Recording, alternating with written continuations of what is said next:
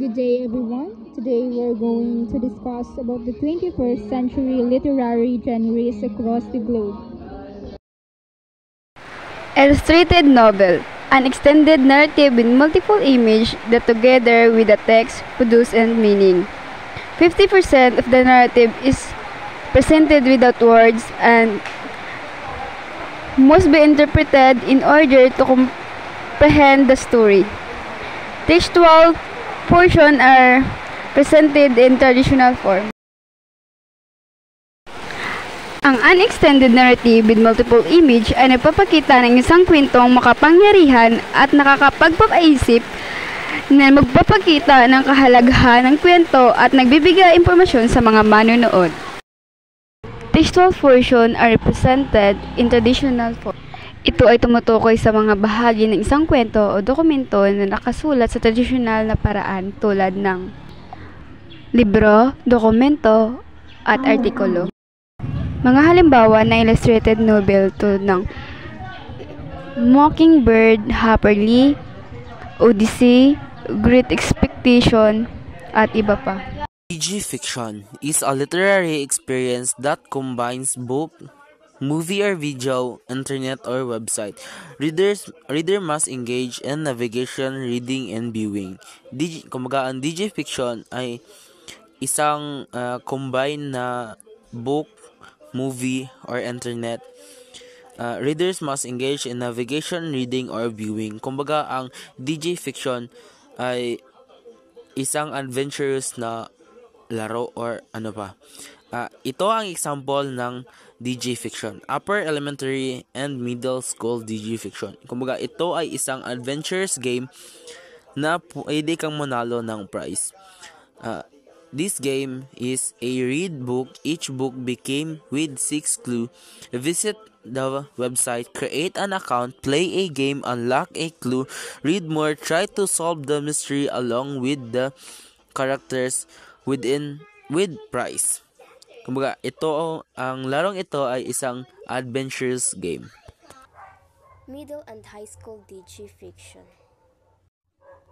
DG fiction refers to stories that integrate multiple digital platforms for a unified narrative experience. Ibig sabihin, bukod sa pagbabasa ng libro, maaaring may kasamang video sa website or interactive content na bahagi na rin ng kwento. This makes the reader actively participate in the storytelling process, parang ikaw mismo ay bahagi ng kwento. Example, Ghost in the Machine by Patrick Carman. Sa librong ito, ang mga mambabasa ay may access sa video, messages at clues online para matulungan ang mga karakter sa kanilang misyon. Next is graphic novel. Comic book refers to any format that uses a combination of frames, words, and pictures to convey meaning and tell a story.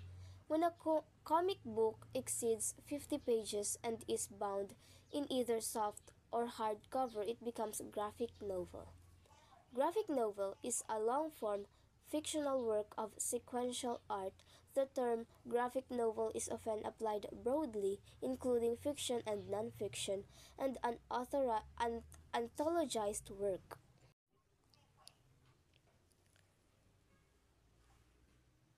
Ibig sabihin, gumagamit ito ng sunod-sunod na mga larawan at dialogues para ipakita ang kwento.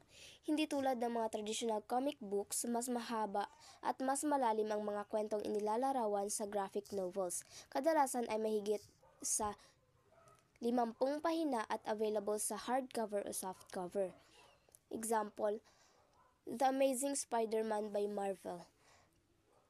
Comics is a great example. Ito ay nagpapakita ng isang superhero story kung saan si Peter Parker ay lumalaban sa mga villains habang hinaharap ang kanyang mga personal na problema. Good evening, ma'am. This is my topic and our report. Parts of graphical novel. Number 1. Publisher, the company responsible for publishing the book. 2. Main title. Title of the comic denoting the series it belongs to. 3. Credits. List the contributors to the book. Usually, the writer first, followed by the artist and inker.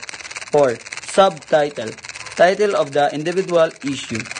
5. Cover image. Meant to the reader's attention, usually depicts a sense from the book. 6. Caption refers to the speech box that contains narration not a thought or spoken by any character. Number 1.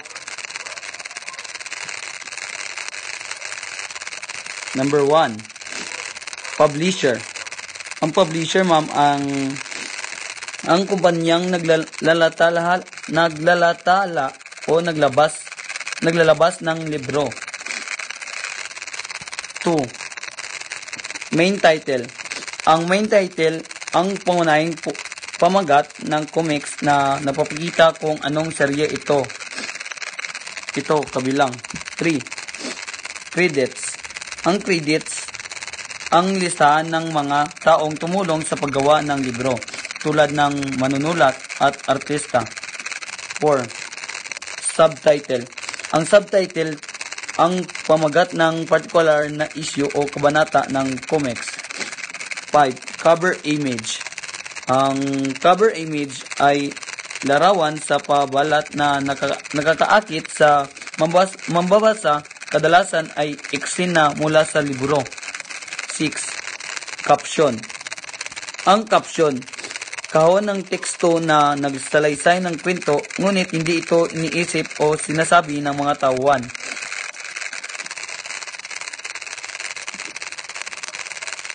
Maraming salamat, ma'am. Mga specs ng nasa comics. First, panel. These are like individual frames in a movie. There are the boxes that hold the image and text in a graphic novel, and they help to guide the reader touch the story. Gutter. This is the space between panels. It's not just empty space. It is a key element because it suggests a transition in time or space. The way the panels are arranged and the size of the gutter can tell us a lot about the flow of the story. Speech balance.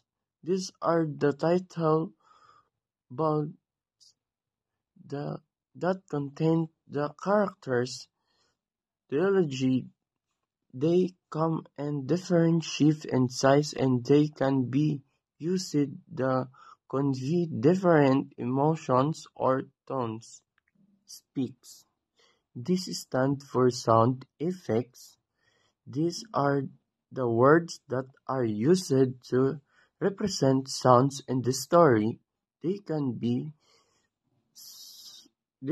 words like boom or bang, or they can be more complex and described.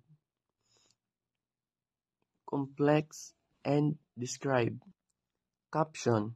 These are like title notes that provide information about the settings, the characters, touch, or even a narration of events. Graphic novel versus comic. Graphic novel. A graphic novel is a novel that has the format of a comic.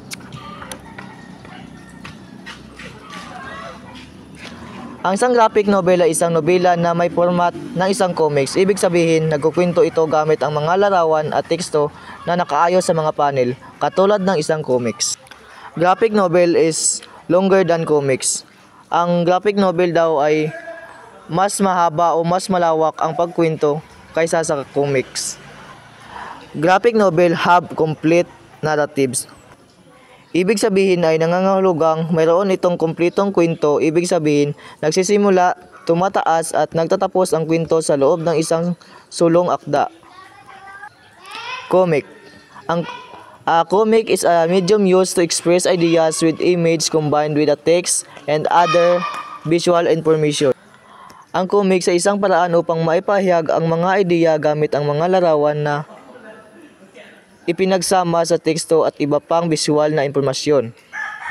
Ibig sabihin, ginagamit ang mga larawan at teksto upang magkwento magbigay ng impormasyon o maghatid ng mensahe. Comic is shorter than graphic novels. Ibig sabihin, ang comic ay mas mababa o mas maliit ang pagkwento kaysa sa graphic novels. A comic have excerpt of serialized narratives o nangangahulugang may mga bahagi ng mga kwentong patuloy na inilathala o sinasabi. Ibig sabihin, hindi kumpleto ang kwento sa isang pagkakataon kundi patuloy na nagpapatuloy sa mga sunod-sunod na labas ng yugto. Hyperpoetry, also known as cyber poetry, refers to the genre of poetry that is always produced and presented with a computer. Involves lines of verse that appear with links to footnotes, poetry generators, sub-poems, or poetry with image or movement. Highly includes visual. Ang hyperpoetry ay isang uri ng tula na palaging ginagawa at ipinakita gamit ang computer. Kilala rin ito bilang cyber poetry. May mga linya ng tula na may mga link sa mga talababa. Generator ng tula, subtula o tula na may mga larawan o galaw. Madalas nakasama rito ang mga visual. Hyperpoetry difference. So, ay literature na ginagamitan ng mga aesthetic and rhythmic quantities of language. Ito rin ay ginagawa gamit ang paper-based medium. Language na ginagamit dito ay ang traditional poet para ma-feel ng mga readers ang ma-feel ng characters in the story. Hyperpoetry. Hyperpoetry is a digital na available in website and used by hyperlinks. Ginagamitan ng mga computer. Hyperpoetry, form of literature. So, ang form of literature ng hyperpoetry ay kilala ito bilang hypertext at gumagamit sila nito ng mga teknolohiyang digital sa pagbuo ng poet. Second is act as